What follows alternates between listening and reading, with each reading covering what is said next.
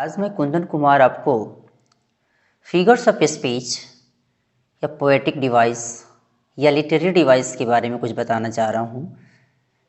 ये खास करके आपके पोएट्री फॉर्म में पढ़ने के लिए पोएम में इसका इस्तेमाल किया जाता है और इसको आप देखेंगे कि ये क्या होता है। फिगर ऑफ स्पीच के बारे में मैं अगर बातें करूँ कि फिगर ऑफ स्पीच आखिर होता क्या है, तो a figure of speech is a departure from the ordinary form of expression or the ordinary course of ideas in order to produce a greater effect। खास करके फिगर ऑफ स्पीच का इस्तेमाल हम खास करके पोएम में, पोएट्री में हम इस कारण करते हैं कि इसमें इसका इफ़ेक्ट क्या होता है, इसका इफ़ेक्ट को जानने के लिए हम इसका इस्तेमाल करते हैं, जो कि ऑर्डिनरी फॉर्म्स से निकलता हुआ और ऑर्डिनरी कोर्स ऑफ आइडियाज़ तक वो बताने की कोशिश करता है। और इसका मेन पर्पस होता है क्या कि to produce a greater effect, जो कि ग्रेटर इफेक्ट को प्रोड्यूस करना। नहीं, इसके बारे में हम आज बातें करेंगे, जिसमें आप देखेंगे अभी कि इसमें कौन कौन से वर्ड्स आते हैं। नहीं, जैसे कि फर्स्ट ऑफ ऑल हम बातें करेंगे मेटाफर के बारे में। ठीक है, पहले देखते हैं कि मेटाफर आखिर होता क्या है। ठीक है, तो मेटाफर जिसको रूपक अलंकार के नाम से हम जानते हैं, it is a figure of speech that is used to make a comparison between two things that aren't alike but do have something in common।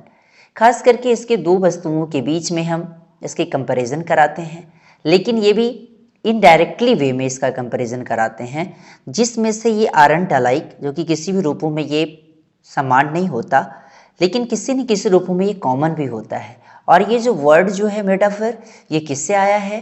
तो metaphor is a word which comes from the Greek word से आया हुआ word है मेटाफोरा से, जिसका मतलब होता है टू ट्रांसफर ऑफ सिग्निफिकेंस, जिसको रूपक अलंकार के नाम से हम हिंदी में जानते हैं। जैसे कि यहाँ ये जो वर्ड अभी आप देख रहे हैं येलो वुड, या फिर मैं कह सकता हूँ कि camel is the ship of dessert, जो कि कैमल क्या है कि वो डिजर्ट का जहाज है, लेकिन वो जहाज हो नहीं सकता, लेकिन उस रूपों में उसका इस्तेमाल किया गया क्योंकि वो उस क्षेत्र के लिए बहुत तेजी से चलने वाला जानवर है। इसलिए यहाँ देख रहे हैं येलो वुड, जो कि अभी आप यहाँ देख रहे हैं येलो वुड, जो कि द रोड नॉट टेकन, जो कि ध्रुवर्ट फर्स्ट के द्वारा लिखित एक ऐसी पोएम है जिसमें इसकी ये वर्ड की चर्चा करी गई है, जो कि यहाँ आप देख रहे हैं कि इसके बारे में बता रहा है कि making decisions during the hard times of a persons life. यहाँ येलो वुड का मतलब ये हुआ कि खास करके हार्ड टाइम के समय किसी व्यक्तियों के जीवन में बड़ा ही किसी भी पोर्शन में डिसीजन लेना बड़ा ही हार्ड हो जाता है। इसी के बारे में यहाँ येलो वुड का इस्तेमाल किया। या द रोड नॉट टेकन जो वर्ड वहाँ दिया गया है, जो कि पोएट्री का एक टाइटल है वो पोएम का, तो the road in the poem is the metaphor of life, जो कि वो भी क्या है, तो वो लाइफ के मेटाफोर के बारे में मुझे बताता है कि वहाँ रोड जो वर्ड है वो लाइफ को इंडिकेट करता है। दूसरा वर्ड आता है एक अलिट्रेशन, जिसको हम अनुप्रास अलंकार के नाम से जानते हैं। इसमें कहा जाता है कि अलिट्रेशन किसे कहेंगे? द रिपीटेशन ऑफ कंसोनेंट और वावल साउंड इन टू और मोर कंजिक्यूटिव वर्ड्स, जिसमें इसमें क्या होता है ना कि कंसोनेंट और वावल साउंड को रिपीट किया जाता है, मतलब एक ही टू वर्ड हो या फिर एक वर्ड के जस्ट बाद वाला वर्ड। जैसे कि भी आप देख रहे वांटेड वियर, ह्यूमिड होवर, स्टेरियसफेयर्स, क्योंकि ये वांटेड वियर जो वर्ड है, जो कि the road not taken word जो पोएम है उसमें से लिया गया है। दूसरे की बात करूँ कि एक वर्ड आता है आपका फिगर ऑफ स्पीच में पर्सनिफिकेशन। पर्सनिफिकेशन किसे कहेंगे? पर्सनिफिकेशन जिसको हम हिंदी में मानवीकरण कहते हैं। इसमें क्या होता है ना कि treating a non living things as a living being, it is the attribution of human characteristics to non human things.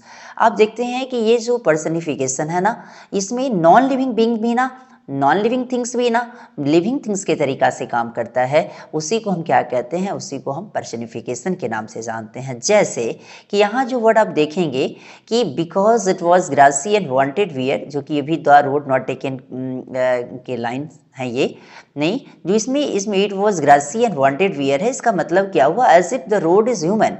यहाँ रोड क्या है? तो रोड एक ह्यूमन के तरीका से काम करता है, and that it wants to wear and tear, जो कि वो क्या करना चाहता है? तो वो वांट्स टू वियर भी करना और साथ साथ में टीयर भी करना चाहता है। इसलिए यहाँ पे इस वर्ड को हम क्या बोलेंगे? इसको हम पर्सनिफिकेशन के लिटरेरी डिवाइस के नाम से इसको जानेंगे। दूसरा आता है कि जिसको हम कहते हैं सिमली। सिमली हम किसे बोलेंगे? जिसको हम उपमा अलंकार के नाम से इसको जानते हैं। ठीक है, अब हम सिमली किसे किसे बोलेंगे, तो उसको बारे में ज़्यादा पहले समझने की हम कोशिश करें कि सिमिली किसे कहते हैं। सिमिली में क्या होता है ना कि in a simile a comparison is made between two objects of different kinds which have however at least one point in common. Simile में भी क्या होता है ना, जैसे मेटाफर में हम इनडायरेक्टली कंपैरिजन कराते हैं, सेम सिमिली में हम डायरेक्टली कंपैरिजन कराने की कोशिश करते हैं, जिसमें दो में से कोई एक पार्ट इसका कॉमन रहता है, उसी को हम क्या कहते हैं, सिमिली। जैसे कि कह सकते हैं कि your life is like an ice cream, please enjoy it before it melts. कह सकते हैं ना, आपका जो जीवन है ना वो एक आइसक्रीम के समान है और इसे आप इंजॉय करें, कहीं ये पिघल ना जाए। नहीं तो सेम इस प्रकार लाइक और एज इसमें मेनली इसमें इस्तेमाल किया जाता है। जैसे कि अभी आप यहाँ देखेंगे भी कि यहाँ एक वर्ड आया है कि as just as fair. It shows how the poet has linked the road less taken to the easy way through life. क्योंकि अभी देख रहे हैं ना, as वर्ड और like वर्ड जहाँ लगा मिलेगा उसको हम क्या कहते हैं, उसी को हम सिमिली के नाम से उसको जानेंगे। दूसरा में एक वर्ड आता है जिसको हम कहते हैं पन। पन का मतलब क्या होता है, पन जिसको हम श्लेष अलंकार के नाम से जानते हैं। किसके नाम से जानेंगे इसको हम श्लेष अलंकार के नाम से जानेंगे।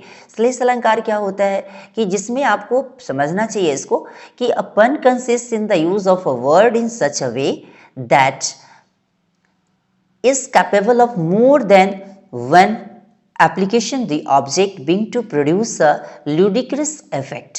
क्योंकि आपको समझना चाहिए ये पन जो है ना, ये पन में क्या होता है कि एक ही टू वर्ड जो कि अलग अलग मीनिंग को हमें देने की कोशिश करता है, उसी को हम कहते हैं क्या, पन। इस पन को एक और नाम से जानते हैं जिसे हम कहते हैं पैरोनोमाजिया, PARONOMASIA।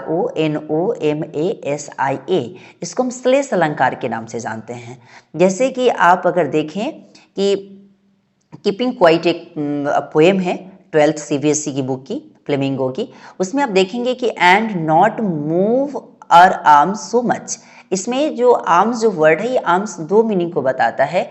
एक तो आदमी की बाहों की बात करता है जो कि ह्यूमन बॉडी का एक पार्ट्स है, और दूसरा जिसको हम कह सकते हैं कि एक वो डिफेंसिव, अर्थात क्या है कि जिसको हम आर्म्स, जो कि आप देखते हैं आर्म्स एक्ट भी होता है, तो उस रूप में भी इसका इस्तेमाल कर सकते हैं।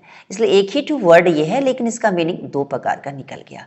जैसे कि अभी मैं कहूँ कि when a woman lost her husband she pines for a second. कहने के लिए जब एक महिला जब अपने पति को खोती है तो वो एक पति के लिए भी तड़प सकती है या फिर कुछ समयों के लिए भी तड़प सकती है। नहीं तो वहाँ सेकेंड जो वर्ड है, वो सेकेंड वर्ड दो मीनिंग को देता है। पहला तो एक टाइम को और दूसरा कि सेकेंड हस्बैंड को भी दे सकता है। इसलिए वहाँ की मीनिंग जो है वो क्या पकड़ लिया, पन, उसी को पन के नाम से जानते हैं। दूसरा है क्या कि ट्रांसफर्ड एपिथेट। ये ट्रांसफर्ड एपिथेट जिसको स्थानांतरित विशेषण अलंकार के नाम से जानते हैं, जिसमें क्या होता है ना कि the use of an adjective with a noun when it refers to another noun. जो कि एक एडजेक्टिव का प्रयोग खास करके नाउन के साथ होता है जब ये रेफर करता है दूसरे किसी नाउन को। जैसे कि इसमें हम देख सकते हैं कि इन मेलनकॉली डार्कनेस, जो कि रेन ऑन द रूफ, जो क्लास 9th की पोएम है, इसमें आप देखेंगे जो CBSE की बुक अभी चल रही है ना 9th क्लास की, उसकी पोएम है ये। इसमें आप देखेंगे कि the darkness is not melancholy but it refers to the sad people. ये जो डार्कनेस है ना, ये एक मेलनकॉली नहीं है, लेकिन इसका रेफर इस्तेमाल किसके लिए किया जाता है यहाँ, तो सैड पीपल के लिए।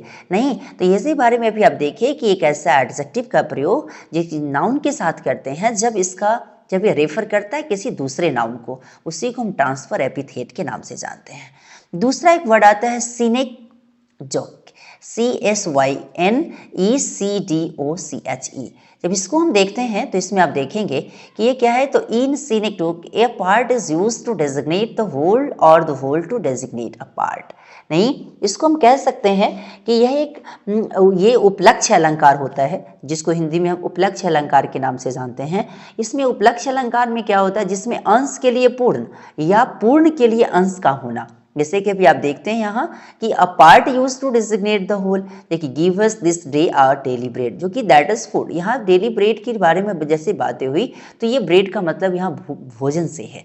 दूसरा में क्या दिया, the whole use to designate a part, जो कि ये पूरे के पूरे पार्ट, जिसको अभी मैंने कहा भी उपलक्ष्य अलंकार में क्या होता है, जिसमें अंश के लिए पूर्ण अथवा पूर्ण के लिए अंश का होना, जैसे कि अभी ये पार्ट आप देख रहे हैं कि होल के लिए दिया और ये होल पार्ट पूर्ण के लिए एक हिस्सा के लिए हुआ। जैसे कि अभी आप यहाँ देखेंगे His eyes live in a dream, जो कि अगर आप 12th क्लास की जो फ्लेमिंगो की बुक है उसमें आपका एक पोएम है an elementary school classroom in a slum, जो कि पोएम जो कि स्टेफन स्पेंडर के द्वारा लिखी गई ये रचना है। इसमें आपको ये जो लाइन अभी दिया गया है ये किस प्रकार का फिगर ऑफ स्पीच है या किस प्रकार का लिटरेरी डिवाइस है या किस प्रकार का पोएटिक डिवाइस है, तो इसको हम कह सकते हैं सिनेक्डोकी। नहीं, और इसी प्रकार का फिगर ऑफ स्पीच अभी और सारे होते हैं नहीं, लेकिन इतना कर लेने से आपके एग्जाम में एक भी क्वेश्चंस लिटरेरी डिवाइस से या पोएटिक डिवाइस से क्वेश्चंस नहीं छूटेंगे आपके नहीं। और ये वीडियो आपको कैसा लगा इसके बारे में लाइक, सब्सक्राइब एंड कमेंट करना ना भूलें। थैंक्स अल्लाह।